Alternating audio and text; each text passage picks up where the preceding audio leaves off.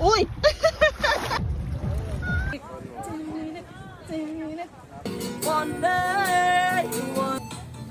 Akip ta. Deye po. Yan na lang miso. Naiintindihan. Ang ganda, oh. Parang nag-highlighter.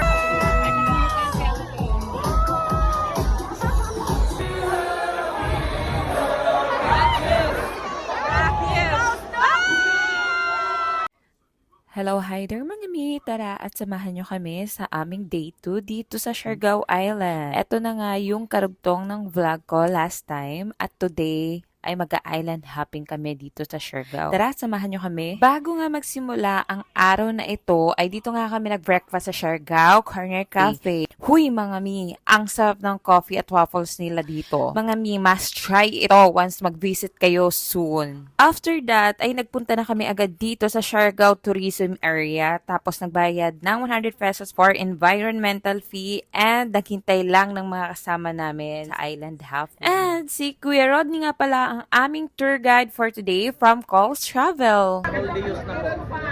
Okay, sa mga gusto po mag-renta, taas nyo lang po yung kamay nyo para mabigyan. Sinasabi nga dyan ni Kuya Rodney is mag-avail daw kami ng goggles para daw magamit namin sa snorkeling. And hindi nga kami nag-rent ng goggles kasi nga wala lang.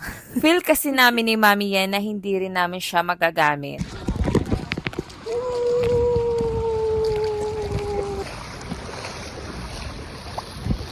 And since joiner nga kami, marami kaming makakasama sa island hopping. Try Island nga pala yung pupuntahan namin, which is the Guyam Island, Naked Island, and the Daku Island. And may additional pa siya na Secret Island and Fish Sanctuary.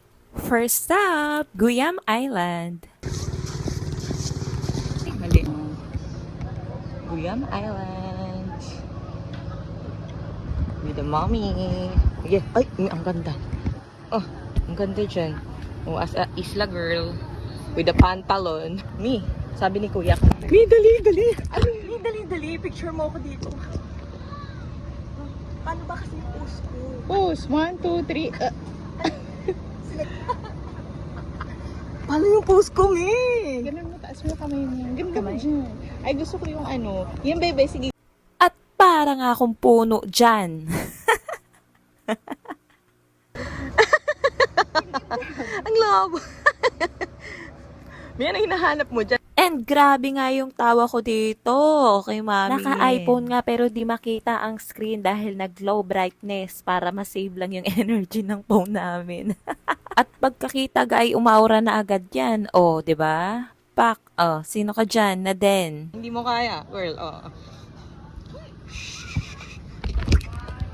At nag-practice na ako dyan ng human drone na yan. Feeling ko ngayon, galing-galing ko na yan. Pagkakita ko, pag uwi namin sa staycation, ang pangit pala. Power ay to the highest level. Oh, tingnan nyo. Oh. At dahil nga ang main purpose ng pagpunta namin dito sa Siargao ay magpa-human drone. Huy! Magpa-human drone lang pala. Tinawag na talaga namin yung expert sa human drone. Walang iba kundi si Kuya Tour Guide, Kuya Rodney. We love Siargao! Wag muna tayong umuwi.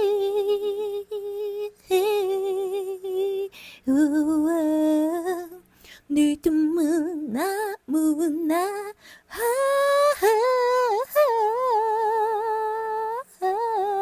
Oh, Sharo, nahilo ka, no?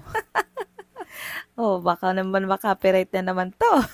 Mag-mute na naman, okay? Ganyan-ganyan na lang yung background music natin para hindi tayo maka-copyright. At tapos nga namin doon sa human drone ay nag-ikot-ikot muna kami dito sa Guyam Island. At talagang napakaganda at maliit lang talaga siya na island. Kaya sa mga kumarites ko, wag nyo na akong tanungin kung bakit grabing neg-neg ko nitong mga nakaraang araw. Kasi talagang in-enjoy namin sa Siargao namin. Unang araw pa lang neg-neg na girl. And if wondering kayo mga mi kung sino nga yung mga nagpipicture dito sa amin, abay ang aming mahiwagang tripod laang. Naitawa nga ako nito habang nag-voice over ako. Paano nga kasi yung paa ay pinapahaba na para kunyari ay parang long leg. Kaya baka struggle is real talaga itong mga nanay, no? Kasi itong aming pusunde galit na galit. Gusto mo manakit ga. Kahit anong ipit nga ay ayaw makisama. Eto na nga yung resulta ng food trip namin lagi. Buti na nga lang ay walang discrimination dito sa Siargao. Abay kahit magpatumbling-tumbling ka nga dyan ng nakapantit bra lang ay okay lang. Only in Siargao mga mi. Ay, takbo na.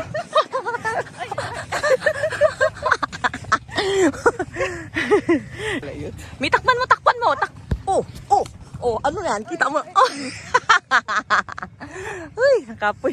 May ngayon tayo nag-swimming, maaraw na. At pagkatapos nga mag-swimming nila Solen Yusap at Ann Curtis, ayun, magpaduyan-duyan naman sila dito. At mukhang masisira ko pa nga yung kubo at yung duyan na to sa kapigatan ko. Pasensya na sa mga susunod na babysita dito sa Siargao pag ito nasira. At gagawa pa nga dapat kami dito ng transition, pero hindi namin siya napanindigan. Next up, Secret Island. Matatanaw mo nga dito ang Guyam Island at side trip lamang ito tuwing low tide kasi pag high tide daw ay hindi rin makikita itong small sandbar. At ayan, nagpa-video muna ako dito kay Mami Yen. Mga 20 minutes nga lang kami dito kasi sobrang init niya na. Oh, kita-kita mo naman. Oh.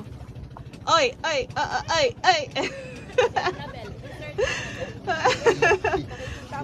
Nakikita mo naman yan. Nagtatrabaho si Richard. Oo, si Richard nagtatrabaho. Kita-kita mo naman itong ginagawa. Oh.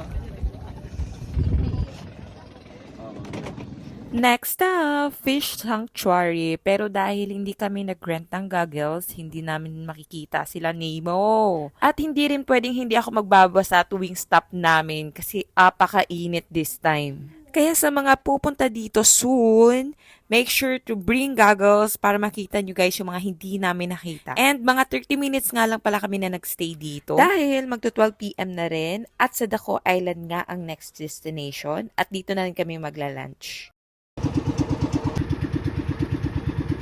And yes, napakalaki nga ng Daku Island. From its word na Daku in Bisaya ay malaki, ay napakarami rin talagang nakatira na dito. At dito na nga rin pala kami nag-mermaid tail while waiting sa food namin to be served.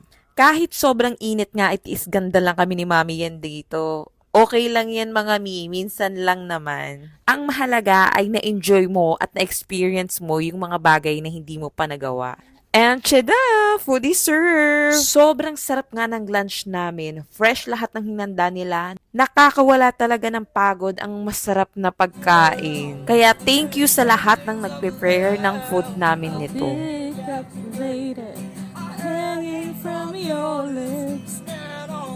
Bebe, may tao sa labas. May nangaharana. In this place, you can lose away. And my cry don't crazy, but don't let me down. So I negativity surround. I know someday when it all comes to say, all my life I've been waiting for the people to say that we don't wanna fight no more. That we talk about it.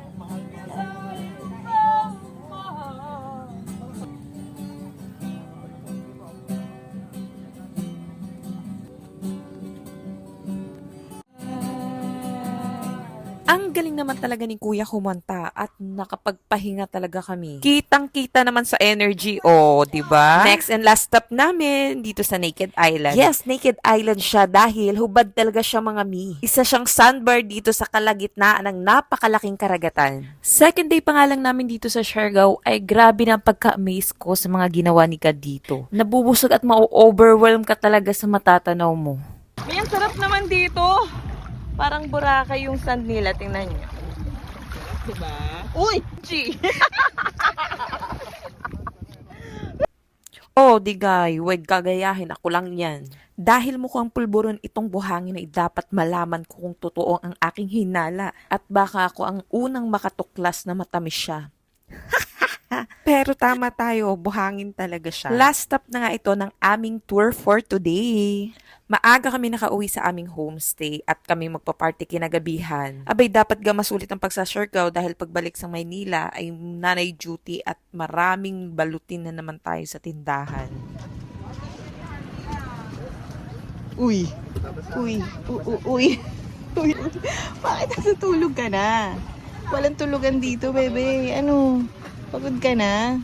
Walang ganun. Hey! Yung hinahaman yung kasama ko. Yun o. Sige lang ka dyan. May sinadya mo ba yan?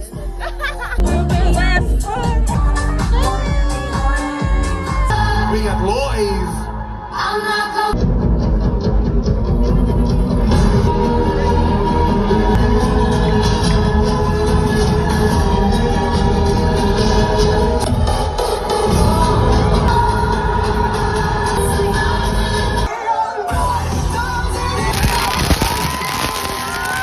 Let's give it up for Lloyd Gilmore and we're gonna do something.